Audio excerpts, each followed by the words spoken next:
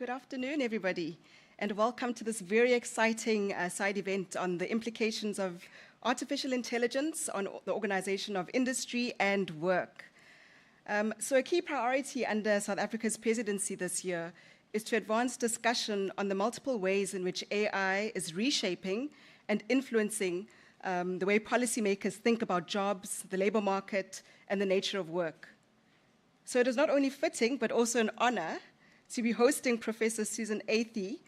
Professor Susan Athey is a globally respected economist and pioneer in the field of assessing the intersection of economics and technology.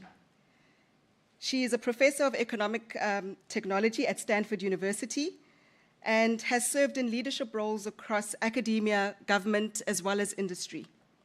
This has included roles as chief economist at the US Department of Justice, as well as a consulting chief economist at Microsoft.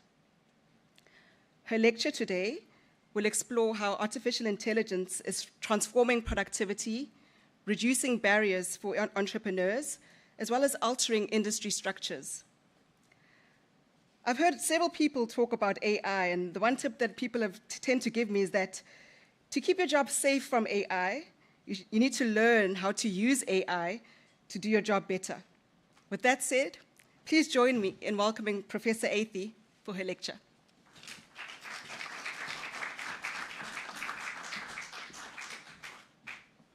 So thank you so much. It's a great honor to be here among this group of people who are all spending so much effort and attention to try to solve some of the world's biggest problems.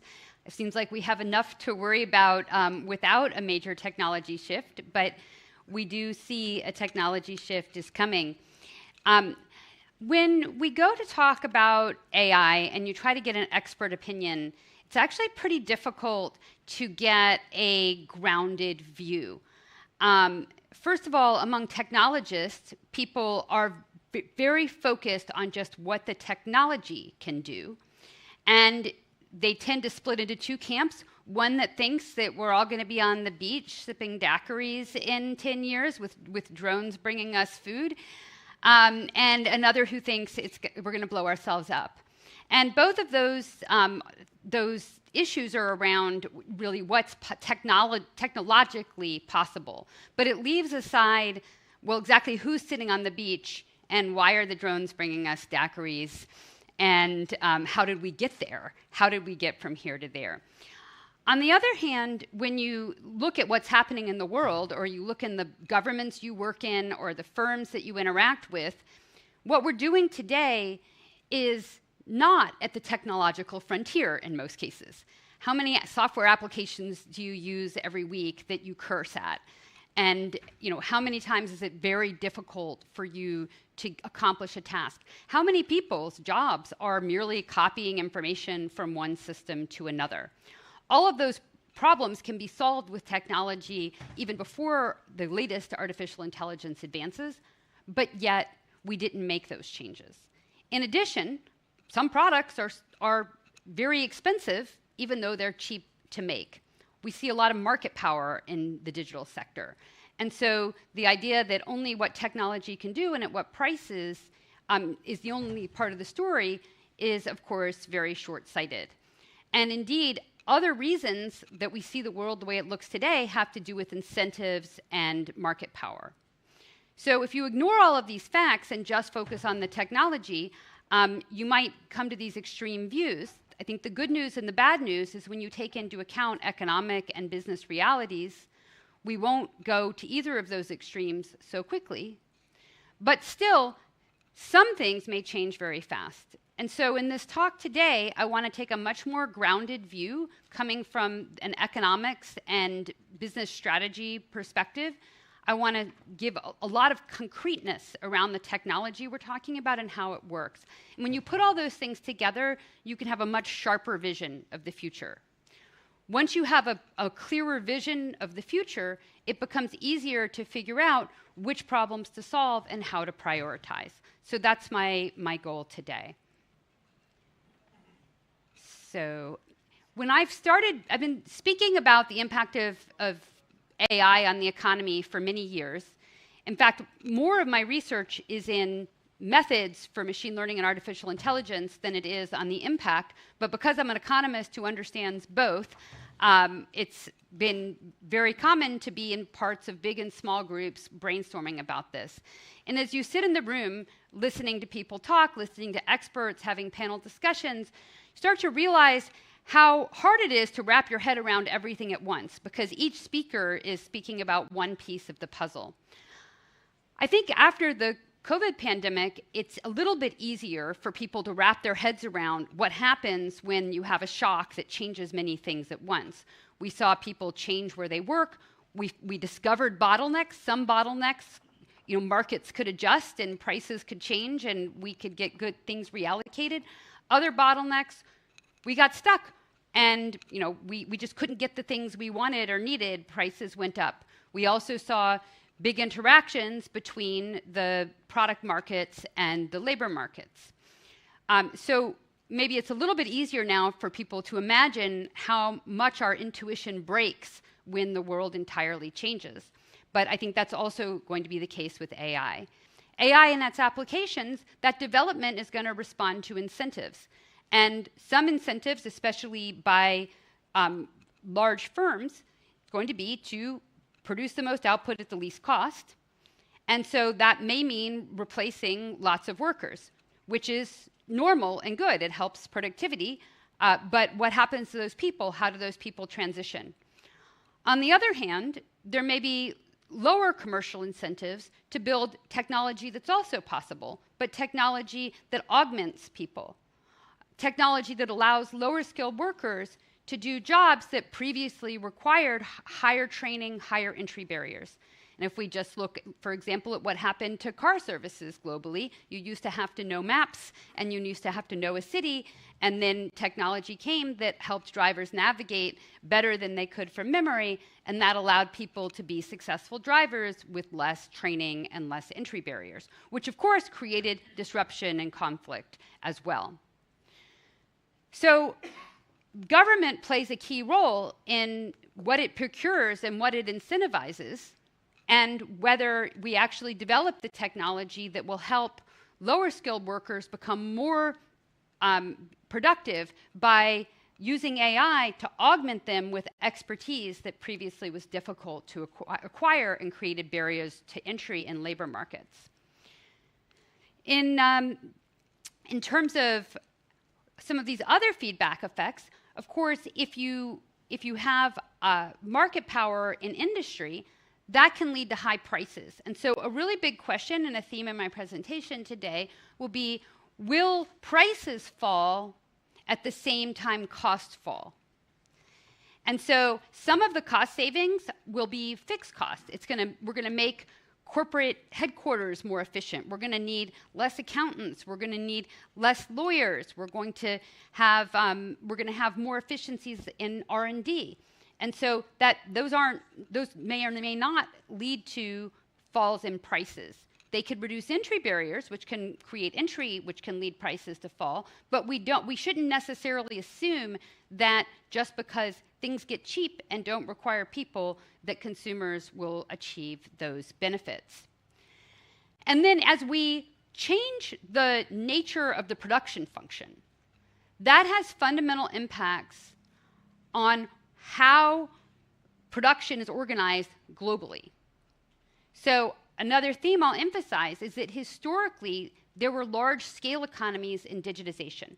If you look across firm size, small firms generally aren't using software much at all. They're doing everything on paper, but they have transitioned to using messaging like WhatsApp or WeChat to run their businesses. So we do see some digitization on the very low end, but generally we've seen the more advanced adoption of machine learning taking place for the biggest firms, for the tech firms, for the largest financial institutions. They've been adopting advanced AI and machine learning. The latest rounds of AI innovation have changed the barriers to entry. They change scale economies. And so that means that in principle, smaller firms may be able to participate. But in other places, scale economies can get bigger, like in the production of AI. So that's going to restructure production globally, from everything from the tiny entrepreneurs who weren't using any technology and now can run their businesses through voice and AI, to the structure of manufacturing and other types of software applications and the rest of the economy. So that's why we need to care about the industry structure. And there's feedback effects in all of these dimensions. And of course, where people live will then follow where they need to work. And countries, which countries win, which countries lose, is also up for grabs. Oops, sorry. One other point I wanted to make, just here from some recent work by Daron Asimoglu, empirically quantifies just a few of these feedback effects.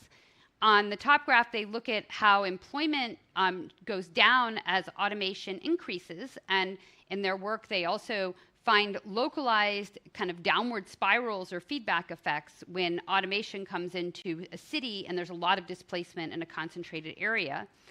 In another paper, they look at the impact between automation and the aging workforce and show that in countries that have aging populations and thus expensive labor, we've seen the most investment in automation. So that's just emphasizing that all of this stuff responds to incentives. So I have here a little bit of a tortoise and a hare. When people ask me, what I'm scared of, I don't think the daiquiris on the beach are necessarily going to happen, but I'm also not, that afraid of the entire economy and the entire technology changing very quickly. But some things will change quickly. And so that's the hare. The hare is moving quickly. And on the other hand, policy responses often move slowly. And so the question is whether our slow and steady tortoise is going to deliver the things that people want and need before the racing hare, the chaotic hare, knocks over a lot of our current institutions and leads to a lot of chaos. And the one I put on the top here, societal and cultural change, that's not really economics, and I'm not going to directly provide evidence about that here today. But I do just want to emphasize that we will see change, and it's going to be scary. It's going to be scary for people to see what technology is doing, and if they're not a part of it, that will be intimidating. It's going to be very easy to imagine what governments are doing, what firms are doing, conspiracy theories, and just general fear. And that can lead to political economy problems. So I just want one reason that we have to move fast and we have to do a good job, I think, making sure that this technology very quickly benefits people, is because there's going to be these other forces that are going to be making people scared. And being scared doesn't always lead to good, thoughtful policy, especially when you're facing really fundamental challenges and a lot of transitions. And then a second disruption is just prices and wages. And again, what's going to be really important to people is, of course, they care about nominal prices, and we've learned that through the pandemic. But in the longer run, what's going to matter is, can we deliver people services that they can afford with their wages? And while everything's getting cheap, it's got both wages and prices can potentially fall. We need to figure out how to make sure the prices fall fast enough. The restructuring of production, and again, this may be efficient, we may be able to produce more with less, but we still are going to be in a scenario where transitions occur, and transitions are not easy. I think we've done a very poor job in the past of helping displaced people through transitions, and so we need to get a lot better at that if we want to have this transition be smooth. And as I mentioned, we also have empirical evidence from the past and a lot of case study evidence that focused labor market disruptions, focused in geographies, can be especially problematic. And so if you look at places that they used to be coal mining and then they moved to be outsourced call centers, those places could go downhill very fast because the call centers are getting rid of people very, very quickly. And that is something that could happen, over 5 years. We've been predicting it for the last 10 years. So when we see geographies that have focused in something getting disrupted, that's a particularly thorny problem.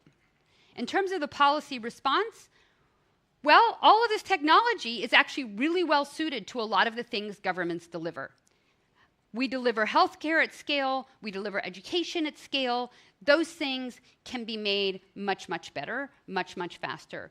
We can have people who didn't have a lot of skills and knowledge can become excellent coaches when complemented by an intelligent, expert AI that is designed to help solve the consumer's problem.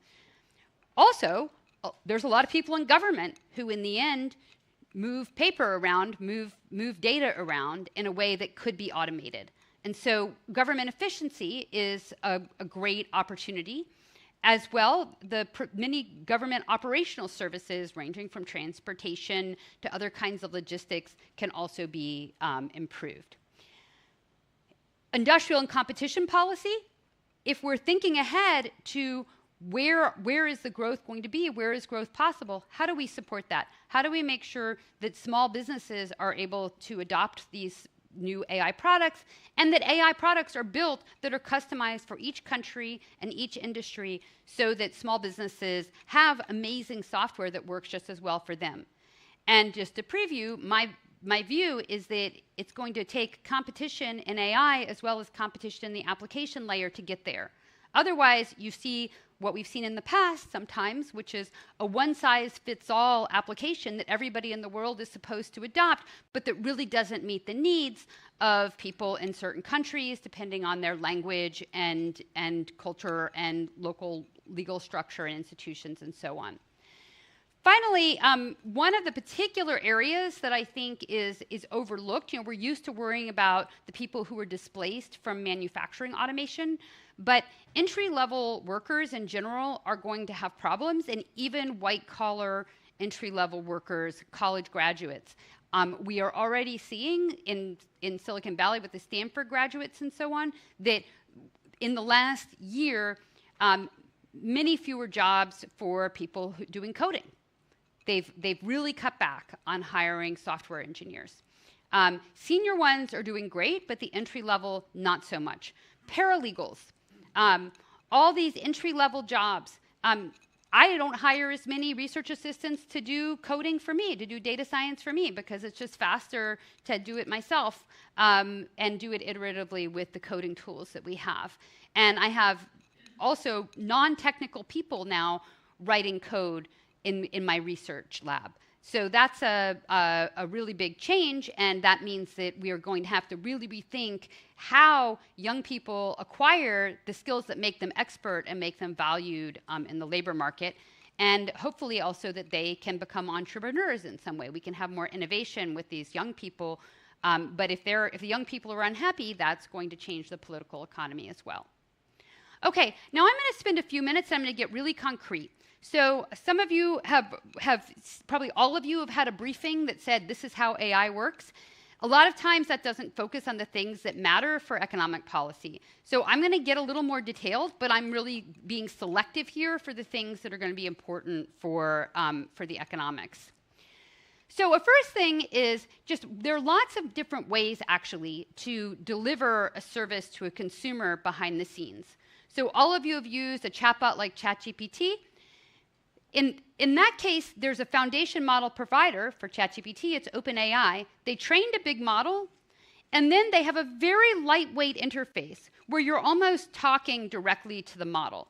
This is kind of unusual, actually, to have a software product where you're like connecting directly to lower layers.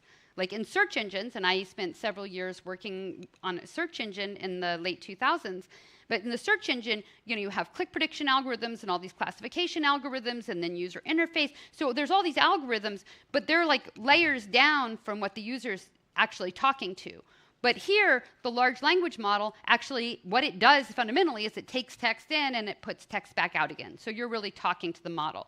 That's one reason this can be a little bit confusing, because sometimes you might talk directly to the model, but other times there might be intermediaries in between.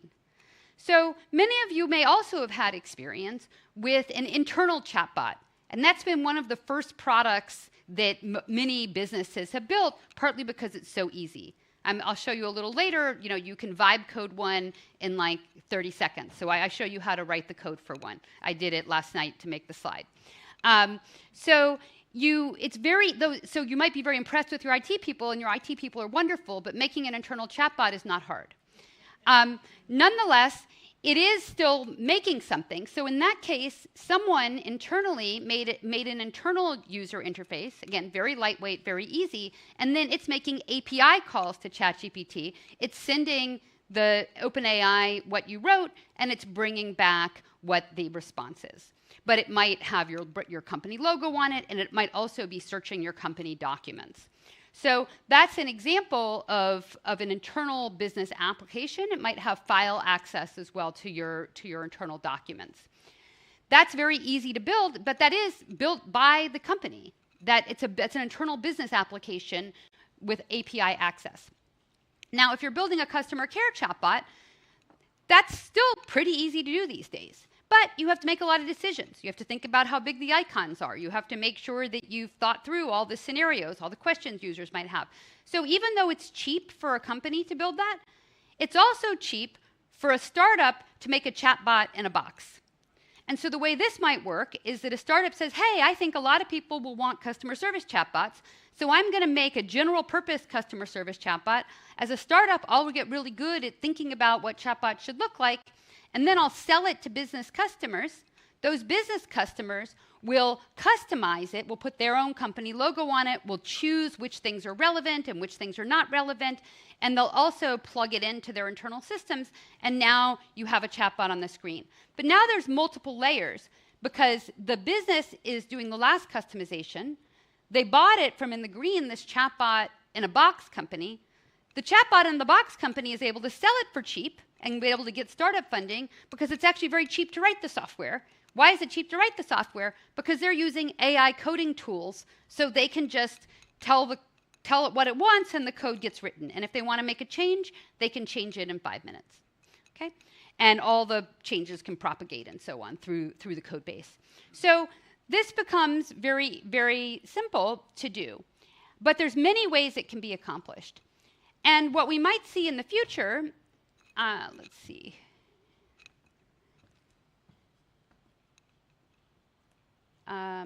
Let's see. Can you advance the slide? The clicker's not working.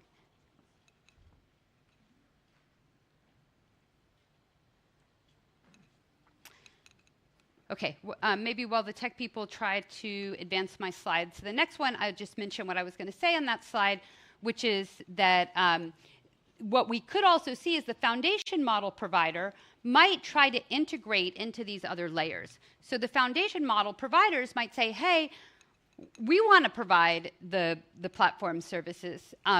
We want to provide the developer tools. We're going to make chatbots in a box. And so the aspiration of these big large language model providers is actually they're going to do everything. They're going to take all these other layers. And then all you have to do as a firm is just open up ChatGPT and say, hey, can you build me a customer service chatbot? I don't even know what it should look like. You tell me. Look at my documents. Look at my data.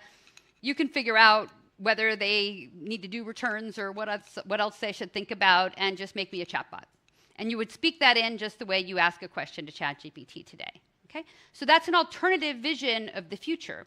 And either is possible, and I think what we're going to see is both. Now, there's a few other concepts I want to mention. You've probably heard about agents, and it's just what it says. An agent is when the AI goes and does something for you. Already, if you use conversational AI search, if you use an AI-based search product or some of the versions of ChatGPT, you can ask it to search the web for information. Then it goes and gathers that information and summarizes it for you. That's a simple version of carrying out a task. It executes a search request, gathers the results, and summarizes them. But in general, these agents can do more complicated things. Like you could say, please go find the lowest price presentation clicker and buy it for me and have it shipped to my home address. And so then it would go to the website and it would actually carry that task out. Inside a business, it could say, hey, I'm doing my performance reviews. Can you please gather all of my emails with each of my direct reports, organize them into folders, find the biggest presentations they've made to me, put it all together, and then draft a summary of what each employee has done this year, and then bring it to me to edit. Okay? So that would be an agentic thing, because it would be accessing different data sets, different data sources, looking through your email, pulling it together, and getting it ready for you. And of course, you could just ask some chat agent to do that, or it could be a custom application built by your HR team, or you could buy it in a box and your HR team could adopt it for you. Okay, all these different things are possible. The last thing I'm calling them super apps just to distinguish. That's more of this vision of the general AI, this human-like AI that can just do everything. And that's when you just tell it, hey, I want to do performance reviews, figure it out for me. And it will come back with everything organized. Okay? But also, that same agent could also say, hey, go shop for me, and that same agent's going to ping you and remind you of birthdays and suggest a gift and prepare briefings before your next meeting and do data science for you, everything. Okay, this super app, that's what it means. It's like general intelligence, and it's going to be able to do anything a very smart human can do. Now, technically, that may become possible, but I'm going to argue that it's unlikely to be the case in the near future, because in order to accomplish that vision, that general AI has to have access to everything. And all the things, all the other data sources, all the other businesses, all the payment rails, the banks, the credit cards, the shipping, the e-commerce providers, the productivity software, the internal databases, the health databases would all have to cooperate. And they don't want to, because they will lose if they do. So that's going to be one of the forces that slows this down or stops it. Now, this slide is kind of busy. I just want to really give a highlight that there are actually lots and lots of different types of applications, and these are there's things that go way beyond just a simple chatbot. For example, there are developer services and tools, and I think those are very important because those feed everything else. They make it easy for anyone to create an application. The consumer user, we've all seen, the chatbots and the assisted search, but there's lots of other consumer uses coming down the line, whether it's health advisors, financial advisors, tutors. Already, our students are using this like crazy. The teaching and assessing will never be the same. But the students are finding, like for something like doing a math problem, the fact that they can ask to see a proof 5 different ways and can ask questions about the step they didn't understand, that's pretty powerful from an educational perspective. But sometimes consumers won't do things themselves. Sometimes still you need a coach. I think anybody who's tried to get in shape or tried to go on a diet or tried to just commit themselves to learn a new subject when they have a day job, those are hard things to do.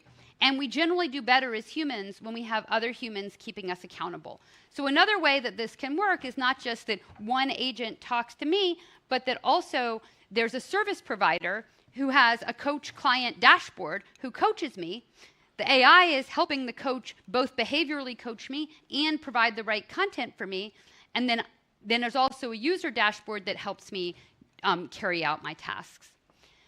The internal business users might be doing everything from forecasting to HR to accounting, customer management, and then there's all sorts of business process automation.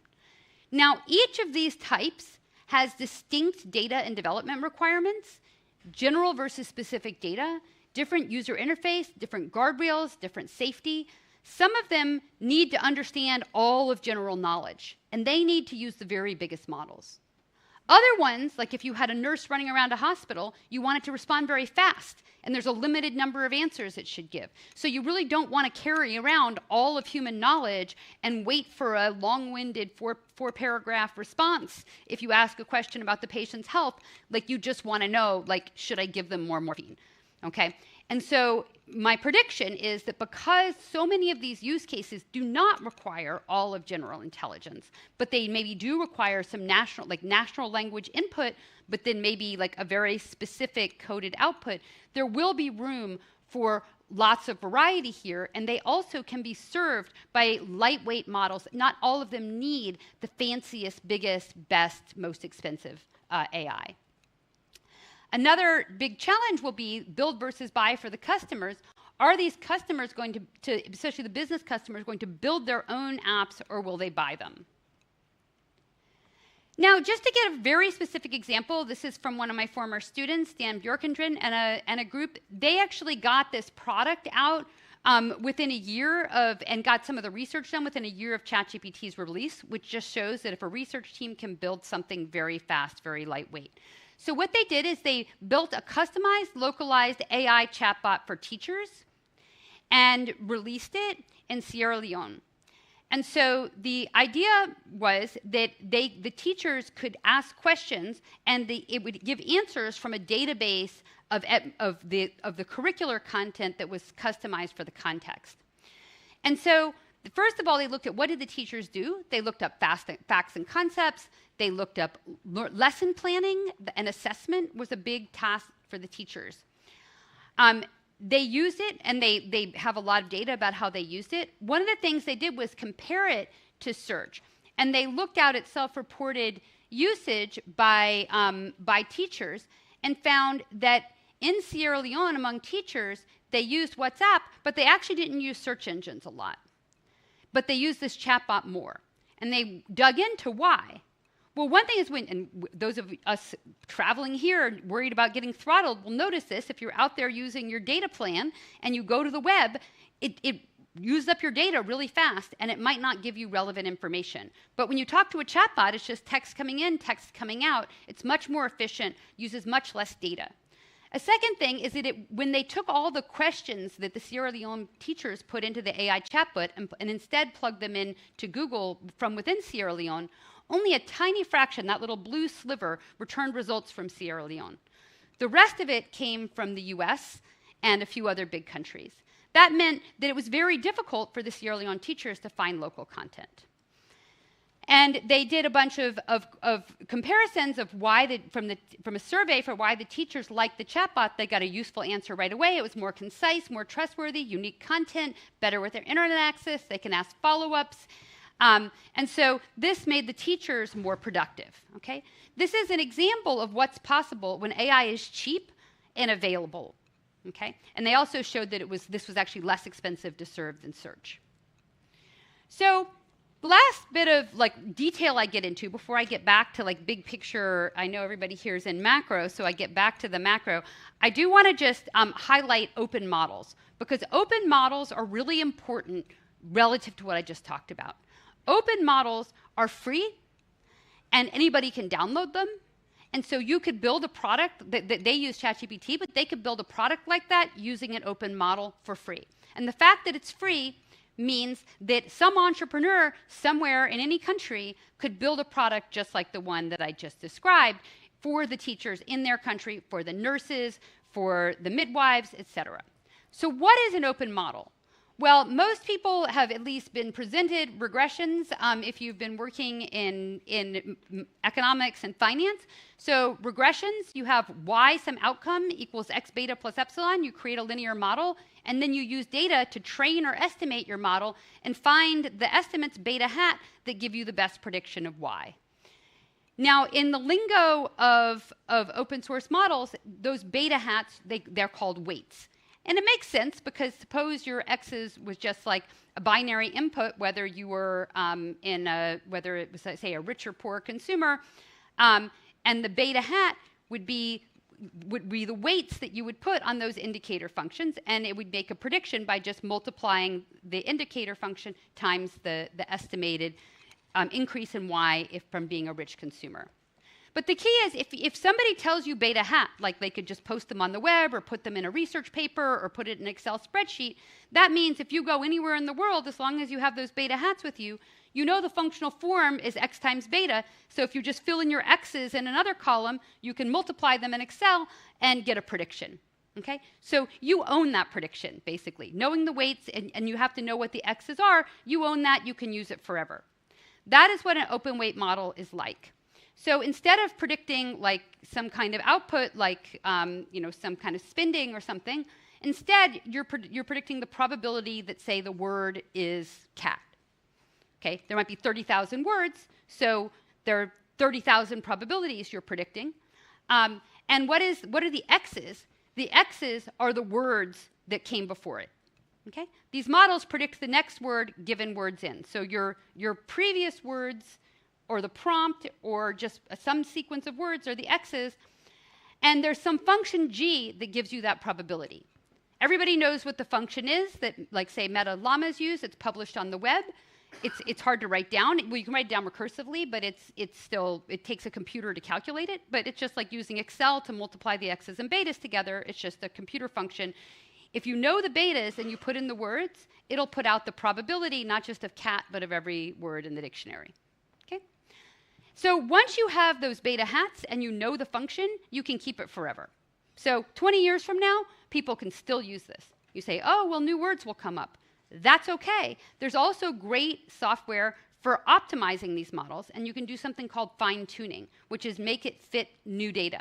So if I have, say, today's open source model, and I want to adapt it to new words that come around, I just have to hand it new data, and I just continue the optimization, and it will be, voila, suited for that context.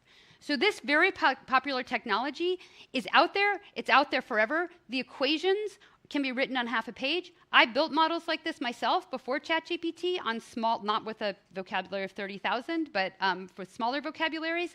And, it took a master's student, 2 weeks to get it going. So it's not hard to do. The only thing that's hard to do is to have enough compute and data to do it at scale and have engineers customize it. Now, as we go along, there's going to be more and more stuff on top of it, so this will get harder.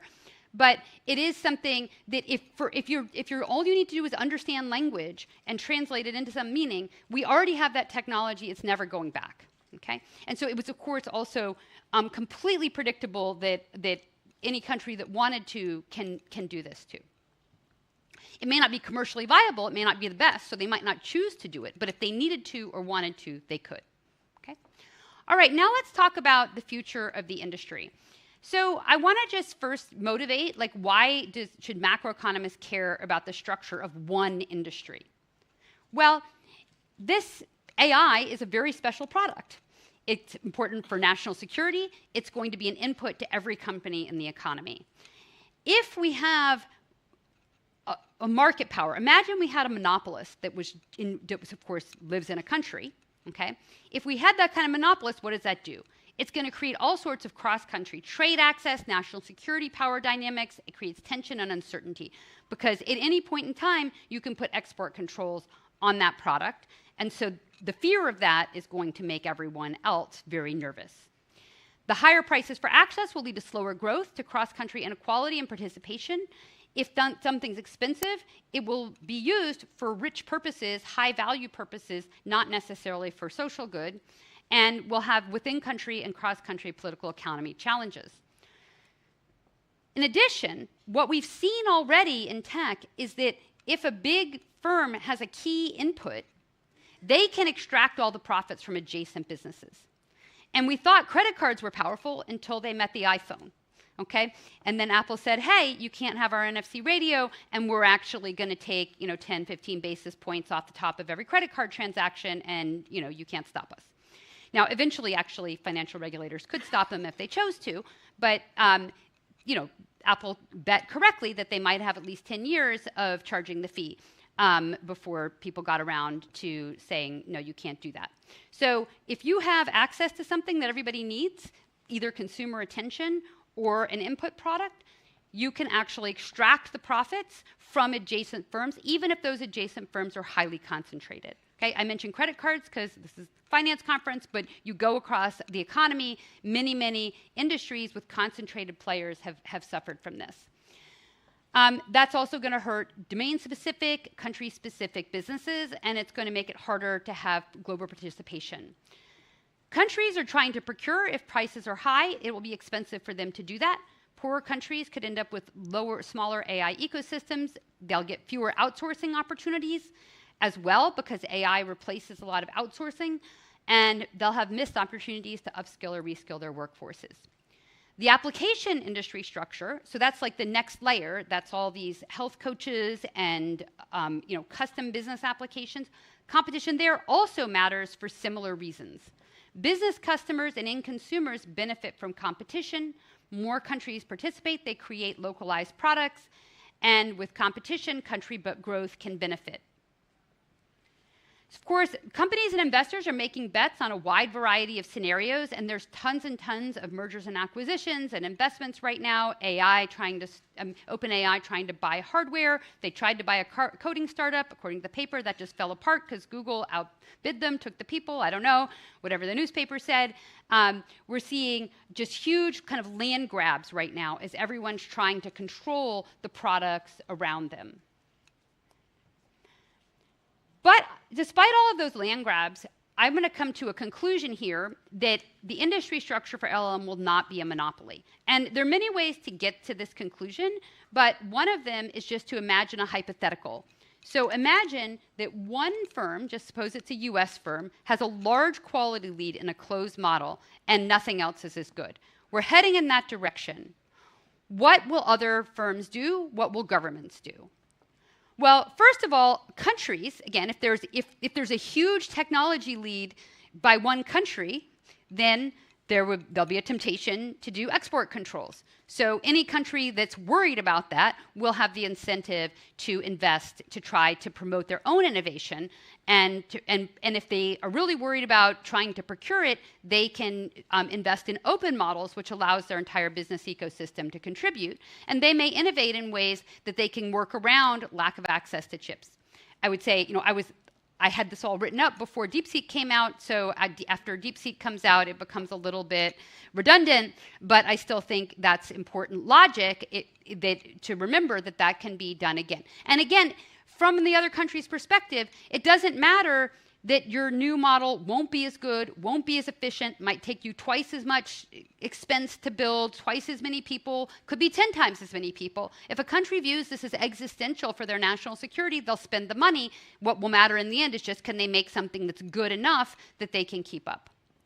And of course, the big tech response is also predictable.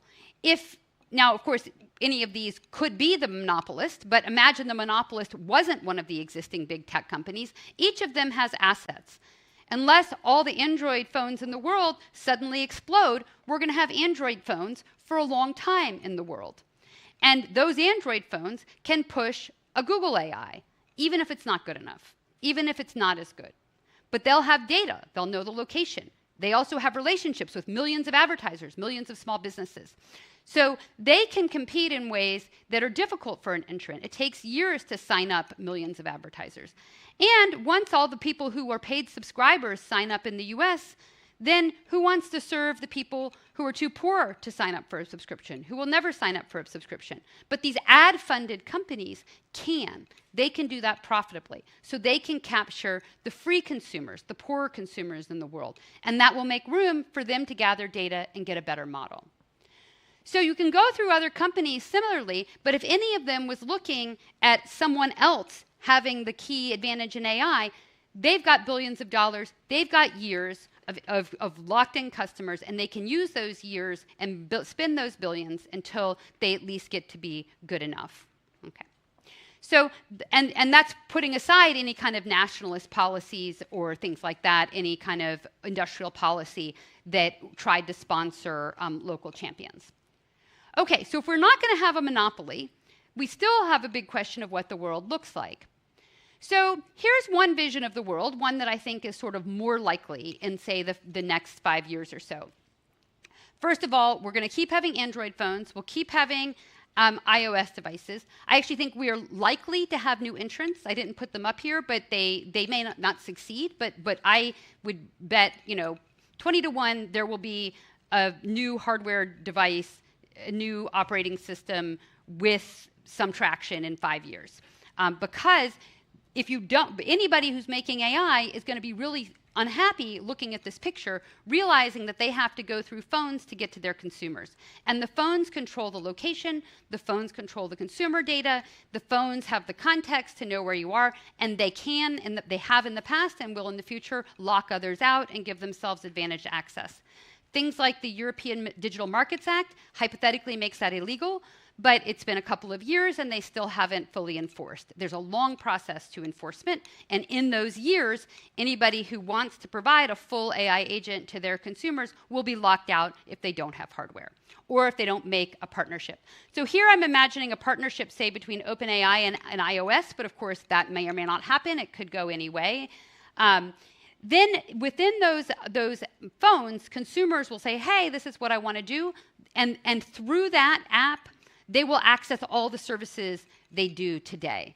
So the app will be the entry point, and it will go off and do things for them. It will know their calendar. It will anticipate their needs. It will write their emails, remember the birthdays, everything else, do the shopping. But in this picture, there are still things stacked up that aren't coming out of the assistant. And that's partly because any incumbent that actually has existing market power for whatever reason actually is not going to want to play ball with that assistant. They've seen this movie before. They've had their profits taken away by middlemen. If they can keep the relationship with the consumer, they will. So just taking an example, Amazon, they have distribution in the US. They can get me products within 5 hours where I live, and many, many, many products. Other companies are years behind that. Even if you spent all the billions you wanted, it would still take you a while to be able to deliver things fast. So if someone like Amazon says, hey, I don't want to play ball with Google's assistant, they can just ask to make the consumers come directly to them, and because they're better, they're faster, they're quicker, then consumers will go to them. Okay? So that will keep everything from collapsing even on the consumer side. On the other hand, on the business side, I've shown a variety of different types of ecosystems and products. And so my prediction is for businesses, there will not be an AI agent that does everything for you. Why is that my prediction? Because, go back to my earlier comment, how many enterprise software products do we all use that we hate, that are bad, that are clunky, that are slow? Okay, people are stuck on their enterprise software products, and it's not technology. It's just very, very hard to change. They can change, and some of them will change, and some of the icons on this picture will undoubtedly die in this transition. But they have a fighting chance. Why do they have a fighting chance? Because they have control of data, and they can choose whether to make that data available to others.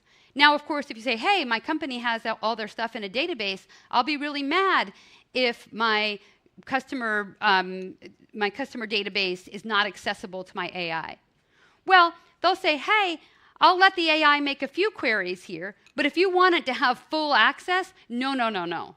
You have to pay, or that's not possible, or oops, it broke. Oops, it broke again. Oops, sorry, it's not working today. Okay, and so they can make it difficult for you to interoperate with somebody else's product because ultimately they're controlling access to the data, even though technically the customer owns it. And there have been, again, a lot of examples in the past where companies that provide software that help you house other people's data have not provided access to it. Health records is another huge example like that.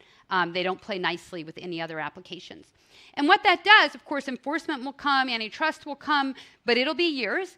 And in the meantime, those companies have a chance to integrate AI into their own products.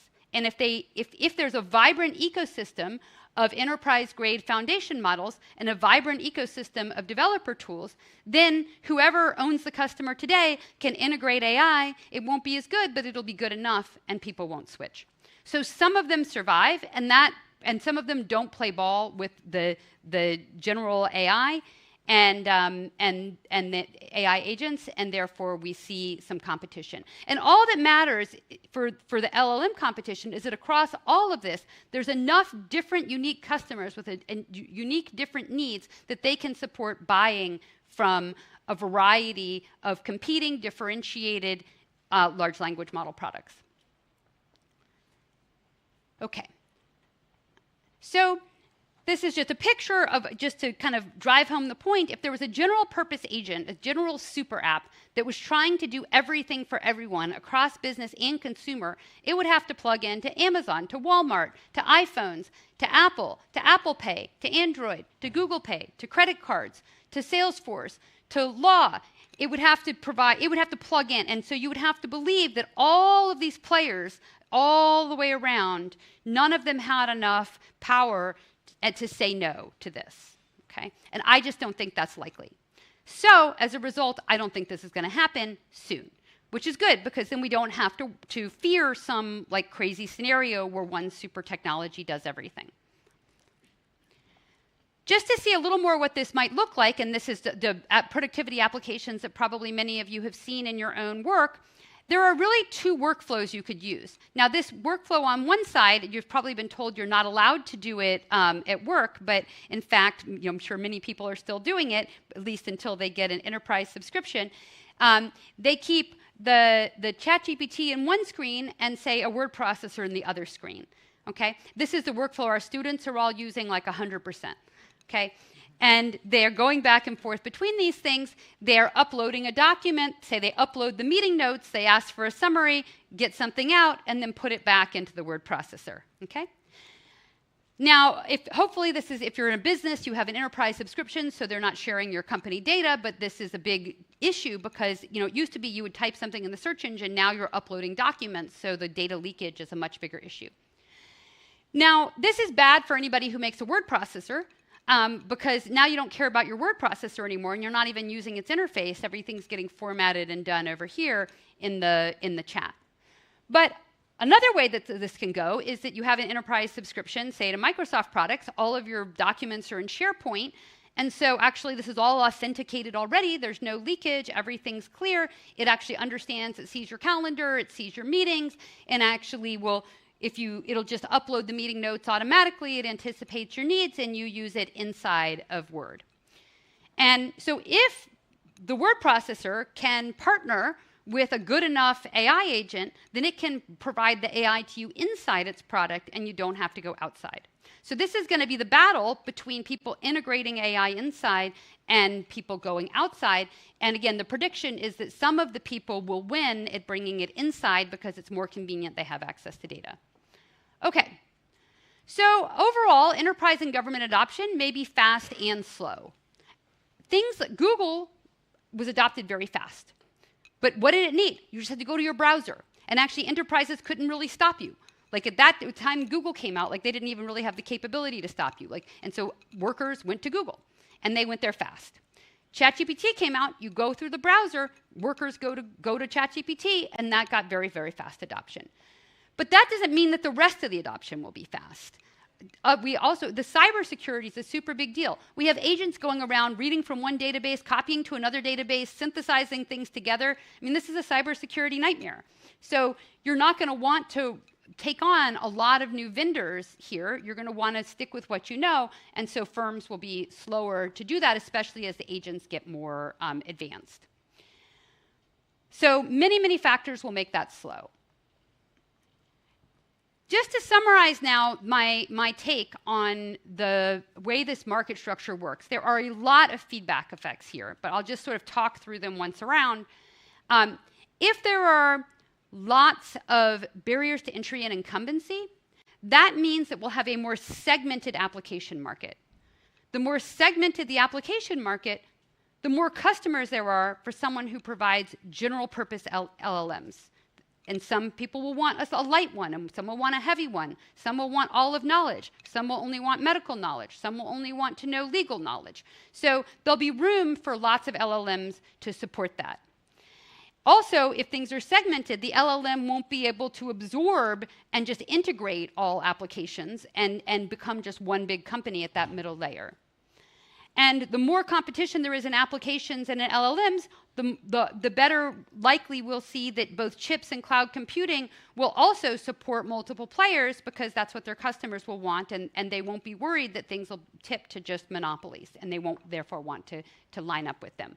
So all of these things have reinforcing effects, but my prediction is that it's more likely we'll have at least some segmentation in applications and some competition in LLMs. And that's going to be important for outcomes. But policy will drive how much of that there is.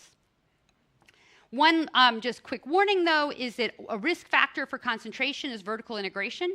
If you have concentrated industries with scale economies, they will, if one firm vertically integrates, like if, say, Google has hardware, phones, operating system and an LLM, that scares everybody else because they're worried, who else can I partner with? And so then they're going to want to make exclusive deals, and nobody wants to be left out of the game of musical chairs. And so we've seen that as well in digital ecosystems. We see a lot of vertical integration, multi-product firms, and that can tip things towards concentration very quickly. All right, so now let's talk through what happens to non-tech industries.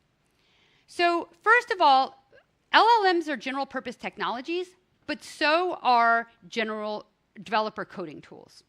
So a general purpose technology has broad scope for improvement over time, pervasive use across sectors, and it contributes to innovation in downstream sectors or complements. Historical examples like steam engine, electricity, computing. These things restructure industries, restructure the world economy. Business software and digital infrastructure is also a general purpose technology. This is what makes companies efficient. This is what allows companies to grow, increase the span of control. It's needed to expand and manage firms, historically correlated with scale.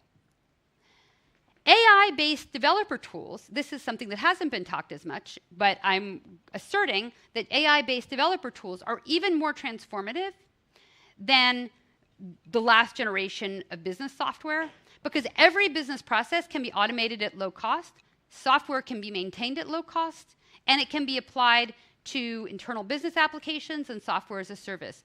So AI-based coding tools can make more business software. It can make it better, more customized. And it specifically has a big impact on development because it can allow digital leapfrogging where small business adoption costs fall. So imagine you're a small business and you're running your business on chat. Then you can just talk to your phone. It can listen to your conversations. It can read your conversations, and it can help you run your business. So here's an example coming back to this like chatbot customer service example. First of all, as I mentioned, we could have the business, a business could buy a chatbot as a service and then customize it. AI coding tools come into every part of this production process. They're used by the large language model providers, like the companies that make large language models are using their own tools for coding and don't hire as many software engineers. The people who build the chatbot as a service are using AI coding tools. Then the business that's implementing them and connecting them to their purchasing systems and their payment systems are also using coding tools. So the AI is part of this pipeline all the way through. Still, there's a big question. When coding becomes cheap everywhere, do you build or buy? Because it's cheap to build, but it's also cheap to buy. And there's still some scale economies. So we're going to see a lot of that play out where I think companies will first try to build everything themselves, then they'll start buying things, and there'll be some kind of mixture in the end. I promised I'd show you the AI coding tools just to see how powerful this is. So this is a package called Cursor. You can download it. It takes about 5 minutes to download. You can create an account. It starts out as free. In the red is what I put in. And it's a little hard to see, but that's just like a prompt that you would have in ChatGPT. Okay? What I said there is, please write Python code for an AI agent that will chat with the user. It should start with the prompt, start each chat with welcome to the economics chatbot. It should allow the users to upload, give a directory for 9 PDFs, and then all of the answers should cite either the PDFs or the economics literature, blah, blah, blah. Okay, so I just wrote that little paragraph in, da, da, da, da, da, da, da. I pushed go, wait about 30, 45 seconds. Then it says he creates 202 lines of Python code.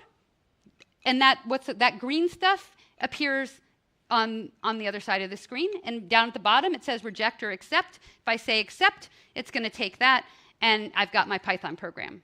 And if I already installed Python, which also takes about 5 minutes, then I can run the program, and I've got a chatbot. I do need an OpenAI key for the API to make this run also. Otherwise, I've had undergraduates with no technical experience install this kind of program and run it in half an hour. Okay, they've never installed Python before. So this is very, very easy to do. By the way, you can also put LaTeX on there. You can tell it to write up an open economy macro model or anything else in LaTeX or teaching notes, and you can ask it to edit. It'll do algebra for you. It's a little bad at general equilibrium with like 5 equations. It gets a little confused about what's endogenous and what's exogenous. But it's pretty good. It's pretty good. It'll do simulations for you. I found those also to be low quality so far, but it's very close. But it'll write the LaTeX for you very nicely and do a little algebra very effectively. OK. I mean, you can also write LaTeX in ChatGPT, but this keeps track of it, and it'll show you the changes, and it'll keep track of every change and let you roll it back in a very nice way. That's a tool called Cursor. All my students at Stanford are using it. They do all their code that way, even all the computer science students. They don't write regular code anymore. That's dead. OK, so what are the impacts of this type of thing? Well, in the previous world, the scale economies were sort of inside individual firms. So I worked in a search engine in the 2000s. We had to write everything, all the code from scratch. It was very slow. I was working for the Bing search engine, trying to catch up. It was very slow to write all that software, everything proprietary. Over the early 2010s, more and more open source software got created. You know, things that like just running a complicated logistic regression. I had to write the code from scratch in C#, in the late 2000s. All of that became available. But still, if you didn't have proprietary data and, you know, billions of dollars of revenue to justify hundreds or thousands of software engineers, you weren't doing the most advanced machine learning and analytics. And that was something I was very worried about when I went to this kind of conference around 2010. I was like, wow, there are like 3 or 4 companies in the world that are doing advanced AI, and the rest of the world is just out of it because it's not that hard. And anybody can do it. Any school district can do it. You know, you can make these tools, and then you can actually just vibe code. That's what it's called when you chat with that. You vibe code and say, oh, I want it to do this other thing, and I want it to give the teachers more advice, and I want it to only look at these materials, and so on. You can make it work better. So an optimistic scenario is that we have reduced scale economies and leapfrogging. Enterprises are the consumers of AI applications, and LLMs lower adoption barriers, especially for small firms. Again, if a firm is placing its orders, say you've got a small retailer, they're placing orders to get more inventory over text, they're receiving orders from their customers over text, maybe they're doing payments over text. If you just have an AI listen to all of that, it can actually create your order database without ever having to do anything at all. And that's pretty powerful for improving efficiency for these firms. Just as an example, a lot of this stuff already exists even pre-LLMs on WeChat. So in China, there's software applications that sit on top of WeChat that plug in just like I said. They allow booking, scheduling, ordering, marketing, customer service, digital payments, inventory management, accounting, shift scheduling, analytics. All of that can just be done by someone through their phone through WeChat. That type of product could be brought to the world and made even better and even easier. In my MBA class, somebody showed an example of a firm that just sold a little camera that could watch stuff come in and out of the store, identify and recognize everything, and update the ordering based on that. And of course, in places where people don't want to be part of the formal economy, they were able to do their inventory management that way without creating a cash register transaction, for good or for bad. The Treasury doesn't like that. And so there's all sorts of efficiency gains. The idea of, in general, is that we can really let startups work on that startups are currently working on business operations in a box, and the smallest businesses can adopt it using AI, using natural language interface without understanding anything about accounting or operations. Now, of course, just coming to some of the bigger policy implications, we, of course, have a lot of issues with transitions. This is just some charts from a research paper I wrote that was looking at laid-off Swedish workers. There's been many, many studies of layoffs and displacements. I use some of the machine learning techniques that I've developed to try to divide laid-off workers into the most and least resilient. And this is predicted based on what happens to them before they lay off. And this is about 22,000 layoff events in Sweden. And so this is using administrative data. The key I want to look at are the people, the 10% of workers who predictably did the worst after layoffs. The solid line is what would have happened to them if they hadn't been laid off, and the dotted line is what did happen to them, and again, using causal inference techniques to compare. And so what we see is that this worst decile was actually people whose prognosis looked pretty bad. These are older manufacturing workers whose income was likely to decline, earnings were likely to decline, probably due to future layoffs. The being laid off, though, brings that sooner, and they never recover from it. So we see here from this previous round of automation displacement that we had very vulnerable workers that were hard to reintegrate. Okay? I think we need to do better with the next round of innovation. I've done some work also on building things that help workers make transitions. This is just a small example from a tiny company in Poland that was offered a mentoring program to help women get jobs in the IT outsourcing sector. They were doing UX design. Sadly, I think AI has probably made this no longer a growing sector, but it was when I did the project. And we developed a little program where women did six projects, little mini projects. When they came together, it was a portfolio, and it demonstrated their ability to people trying to hire. So we kind of solved the chicken and egg problem for non-standard credentials by asking employers what they needed to see and then creating a program so that users could create it. And then we showed here the treatment versus control group in terms of the share getting a job in tech, and this small program, which cost about $15 a person, got people a lot of jobs. So this is just a case study, but in general, I think that we can get scalable digital interventions that can coach people into making these transitions. You should all go read David Otter's work. He has a recent paper that really is much clearer than a lot of the prior literature about the fact that automation both replaces and augments expertise. And he really focuses on the fact that if AI augments generic tasks where there's elastic labor supply, then on average, that job becomes more expert. And so actually wages can go up, although employment could stay the same or go down. But if you automate expert tasks, that makes a job more generic, lower wages but higher employment. So software coding is something that's a little more mixed.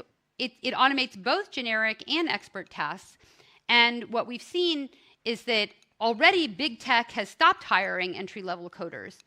But on the other hand, there's a lot of unmet demand for coders in the rest of the economy and the rest of the world. There were all sorts of projects people didn't do because it was too expensive and it took so long. So it's possible that those entry-level coders will be sucked up into that. But I still really want to watch out for these generic new college graduates. In terms of general equilibrium effects, Daron Acemoglu, as I mentioned, has empirical work about downward spirals. Some of the places I'm very worried about right now: call centers, traditional IT outsourcing, although they're automating a lot of what they did with AI. But on the other hand, there's new jobs for AI implementations. Bank information workers, I've been talking to banks about AI for 10 or 15 years. They've been telling me all this time they have tons of workers who are doing automatable jobs, and including customer service and call centers, but also a lot of their regular line workers. And I would expect a lot of displacement in banks and entry-level white collar in general. I'm also working on a theory and policy paper with Fiona Scott Morton. And there we really focus on the general equilibrium effects of market power, the fact that a monopolist can extract the profits from adjacent firms, and so AI prices can be a tax on the global economy. In addition, monopolists can keep prices high and find it profitable to keep prices high if there's redistribution, and kind of exploit that and tax the system. So the government role is to procure and subsidize AI-based tools that make displaced low-skilled workers more productive, provide key services more efficiently so that the cost of living stays low, and competition policy to make sure that actually prices fall alongside of costs. Here's an example of how technology could be used to augment nurses. I have a paper that describes a project I did in Cameroon where we built a tablet application that helped nurses counsel patients. And we found many positive outcomes, but one of them is that the patients actually learned more and talked about more different options and alternatives with the nurse when they were guided by this tablet application. And they also made choices that were more aligned with medical outcomes. I'm coming close to the end here. I just want to also highlight another paper, if you never saw it. Hal Varian has this famous Bots and Tots paper, where he points out that even ambitious predictions about how AI and automation will hurt labor demand, those numbers are much smaller than the coming demographic crisis in developed countries. And so actually, another way to look at AI is it's the solution to our problems, that we are not going to have enough service workers to take care of our old people, and health is going to bankrupt us fiscally. If we could make lower skilled workers or fellow retirees safe and effective caregivers, that could reduce the fiscal burden, make people better off, allow people to age at home, and keep people employed. Government IT. I think governments need to rethink procurement strategy. The citizens' expectations rise. You're going to have fiscal pressure due to transition costs, but there's so many opportunities for government efficiency, more efficient customer service, less corruption, just more predictable responses. But you need nimble product managers to specify the solutions and manage the vendors. And we have to really rethink procurement strategy in the age of low-cost, more nimble software development, and identify key blockers or inflexible IT systems. So just to conclude, we've got the tortoise and the hare here. There's a lot of things that are going to happen very fast, and that they're going to make a lot of people excited, but also a lot of people afraid and a lot of people mad. The policy response needs to be measured and careful, but there's so much we can do to make people better off. And I think maybe our hope for hanging on without chaos is that we actually figure out how to make people better off faster than they're made worse off in other ways, and that we really invest in managing the transitions for people who are displaced better than we have in the past. So let me stop here and take questions. Thanks.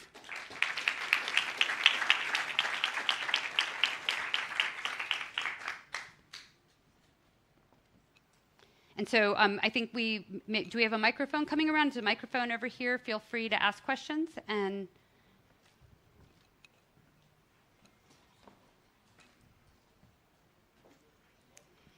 in the back.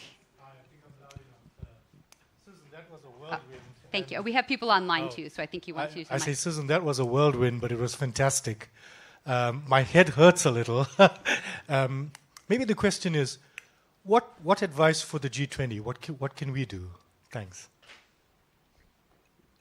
Well, I mean, I think first of all, we really need to make sure that that we're thinking about the global consequences of decisions that we make, and again, making sure that the competition occurs so that the prices and availability of all of these new innovations are going to be available to the rest of the world. I think that's very important, because if the rest of the world has better health care, has better jobs, is able to participate in this revolution, then we won't see as much pressure from poorer countries onto richer countries. That's going to have to be balanced against, of course, the fact that some of the outsourcing needs we have will go away. We're going to be closing call centers. We're going to be doing less IT outsourcing. And so those types of impacts will hurt. And of course, they'll also hurt G20 countries as well, and certain locations in G20 countries. So I think the big themes are to anticipate these localized problems, and first of all, and deal with them, like the call centers and so on, the entry-level workers, and try to have policies that help them, but also to make sure that we are providing, making all of this available so that the world, so that all the people in your country, as well as the world, feels like they're participating in this innovative revolution. They feel like they're experiencing the magic, that the magic is made for them. It's giving them the right answers. It's not something that's just in the hands of the elite, that's giving them answers that are appropriate for the United States, but not for their own countries. I really think this can be something that everyone can participate in. I'm just, part of the reason I really wanted to show you the technology is just to really hammer home that, like, anybody in this room, if your life depended on it, you could write something. you know, and you might not have touched software in a very long time, but you don't have to anymore, you know, and that means we're all empowered, and we need to make sure that that's channeled in positive directions. I have a question, two questions, one on competition, another one on productivity. So I'm from the OECD. We just produced a couple of papers on productivity, impact from AI, and it shows that it's about, goes from 1 to 1.3%. So it's kind of like the division of the ICT and the computer during the 90s and early 20s. The question is, how do you think that this is, and so we are a bit more optimistic using Darren's own methodology, we are a bit more optimistic on the impact on productivity. The question is whether this is going to be sustained, if it is only just a hump, like in the 90s, or it's going to be sustained. So my question to you, in particular, if we get AGI, you think there'll be sustained productivity gains coming from the technology? The second issue is on competition. We just also produced a paper. We look at the last frontier models and see what, as you say, it's not difficult to catch up to a point, but it's so far no problems on competition. We alert about the future. What could happen in the future if one, you say that even if one player gets AGI, there shouldn't be too much of a problem for competition policy or for competition tools. But it will be interesting to know your perspective as well on that. Thank you. Sure. So starting with competition, I mean, I think the scenarios where we get one firm really far ahead is when they have a lot more data. And so it could be because, like say ChatGPT, they've just got a lot of users. They have a lot of the exact type of data you need to make a good chatbot. It could be somebody like Google or Apple because they have certain proprietary data. Maybe Apple shares it with a partner. So there's, if you have proprietary data and the models, then it's possible that you get ahead, and it's hard for anyone to catch up. But part of my thinking is that there's more than one firm that has access to different types of proprietary data. And then I think the second point is that not every application needs exactly the same thing. So like with a search engine, you generally just wanted the best search engine. And of course, it could be better at travel or something else, but generally you wanted the best search engine. Here, this tool is being used not just to chat with, but also as an input to lots of applications. And then it doesn't matter that you did the best on the benchmarks. It doesn't matter that you can solve math theorems. You can prove math theorems, right? It just matters that you can accomplish the specific task. And with things like fine-tuning, it's easier to make a lightweight, not as good model work. So those are some of the reasons I'm not as concerned. But I mean, if we thought it was going to be a monopoly, we would get very, very, very concerned. It's just that that is such a bad outcome, that is such a terrible outcome, that I think there are lots of forces that will stop it. But of course, governments are part of those forces to make sure that doesn't happen. So I'm not saying it's not bad or we shouldn't worry. It's just that it's almost like it's so obviously bad that everyone around them won't let it happen. And then I'm sorry, your productivity. Yeah, I mean, I'm more bullish on productivity, but I think we have seen adoption costs are slow, and I think that's where the technologists kind of miss out on things. If you want to change over business processes, you have like multiple processes running for a while. You have people working to do the transition. So like I was on the boards of companies that moved to the cloud. It took like 5 years where you had like double systems in place until you could kind of cut off all the old stuff and be more efficient. But then you're not going to be done. You're going to keep investing and keep moving more and more stuff to new technology. So I do think that the productivity, we're going to be in an investment phase for a while, and that will kind of offset the shiny, huge productivity numbers. But that doesn't mean that the productivity isn't happening. Yeah, well, I've got the mic, so let me ask the question. Thank you very much. Very interesting presentation. I'm with the ILO, so my question's more on the labour market aspect. So this wording you use about focused labour market impact, and I mean, then you did, of course, refer to the work of David O'Toole, etc. Our own estimates do find that globally we will expect larger effect in terms of the augmentation as opposed to the automation. It's a smaller percentage based on the estimates we released in May. But of course, certain occupations are more exposed, looking at those tasks within those occupations like administrative roles, etc. So just clarification on that focused labour market effect. Of course, robotics, there was that more localized effects, as you mentioned, from Acemoglu and Restrepo's work. But what do you expect in terms of more aggregate effects on the labour market? And second question is just about AI and robotics. I mean, that's sort of also what you see when you go to these big events. I was at the AI for Good Summit last week in Geneva. It's all about, the merging of AI and robotics. Any views on that? Thanks.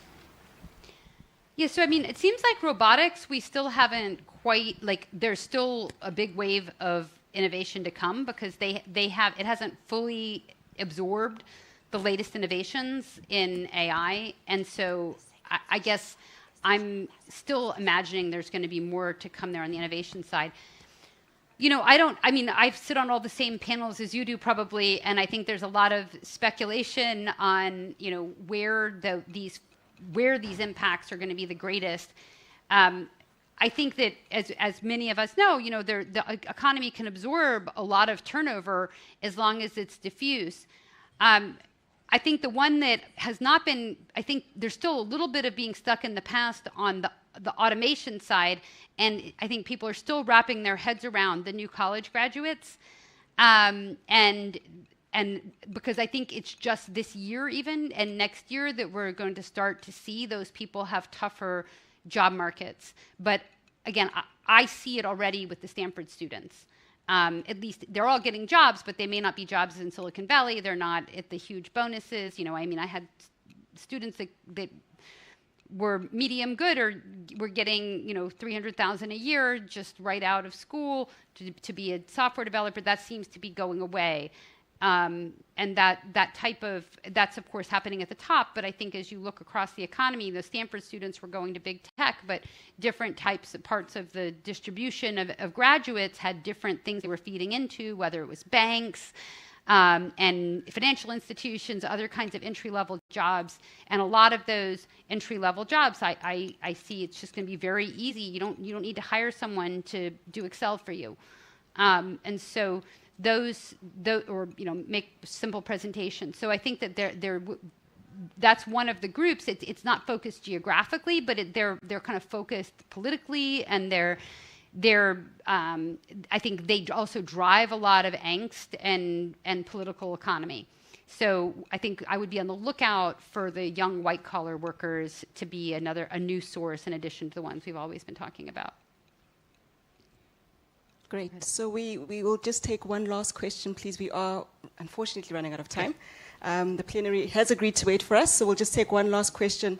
Apologies, Anantha, we will not be able to take yours, but maybe you can catch the professor outside or during the course of the rest of the week. Please go ahead. Thank you, and thank you for the roller coaster ride.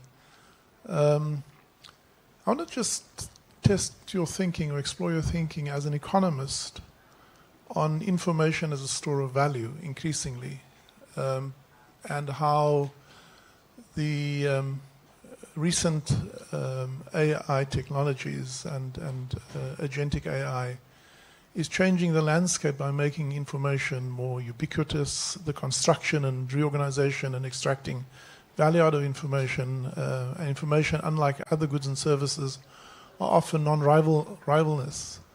How do you think, as an economist, around information as a store of value? And secondly, my day job is a tax collector. And increasingly, how should tax collectors think about the impact of agentic AI from the perspective that the flow and store of goods and services are taxed?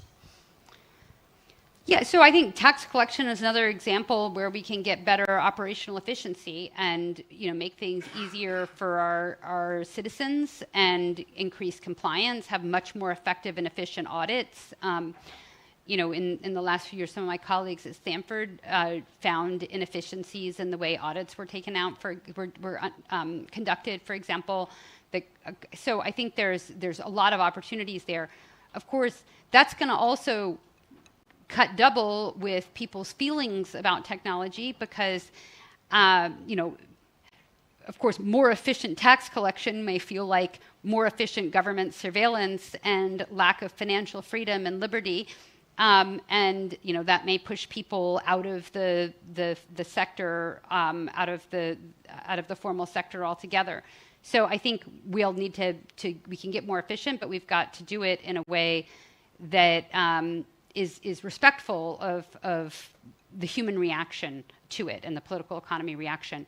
In terms of information and the value, I mean, I do think it's kind of profound. Like, I did research, 10 years ago with large data sets from inside of firms to try to understand, people's consumption of news or things that required language processing. I tried to use language to help a reading application for kids.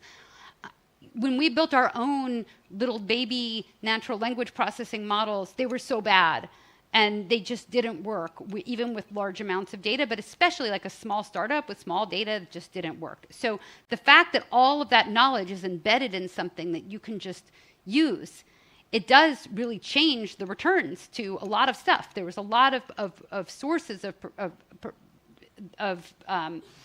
proprietary information and proprietary know-how that's just been blown up. Also in the finance sector, like huge amounts of machine learning to go into trading and to do natural language processing for understanding, speeches that executives make and things like that. Now anybody can do that. So, people were profiting off of that, and it's harder now. So a lot of that is, I think, good for efficiency, that people have market power due to their size and ability to access data, and a lot of that's been democratized. So I think it is a very exciting moment. It's the most exciting moment that I've seen in my career in terms of the possibilities for having a more efficient, competitive marketplace around these things. But it's so delicate, so we do have to be careful. Thank you. Thank you so much, Dr. Athey. I think it was quite an insightful, and as everyone is saying, head-spinning session. So I'd like to thank everyone for joining us this afternoon. Thank you again, Prof, for stopping by and sharing your very insightful research and all the work that's being done on this very important topic. Let me not hold anyone else behind. Let's head over to the plenary. And if you have any follow-up questions, I'm sure the professor will be ready and willing to answer anything else. Yes, thank you very much. Thank you.